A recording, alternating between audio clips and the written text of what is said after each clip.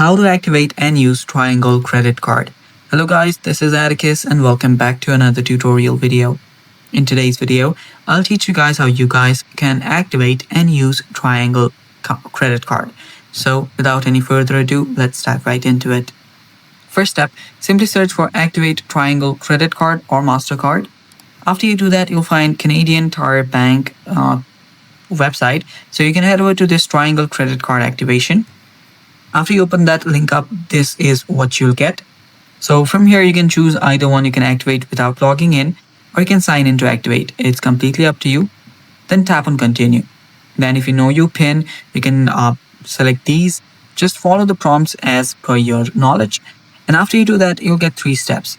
So the first one is entering your credit card number and 3-digit security code. Then finally verifying your identity, and then creating a new 4-digit PIN that you don't already know. So enter your card number here, whatever it is. Then finally a 3-digit code.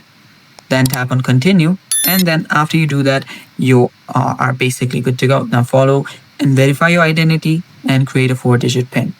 And that's basically it. And that's how you activate your Triangle MasterCard or credit card. Now you can use it as you like. Thanks for watching. Stay tuned for more and bye-bye.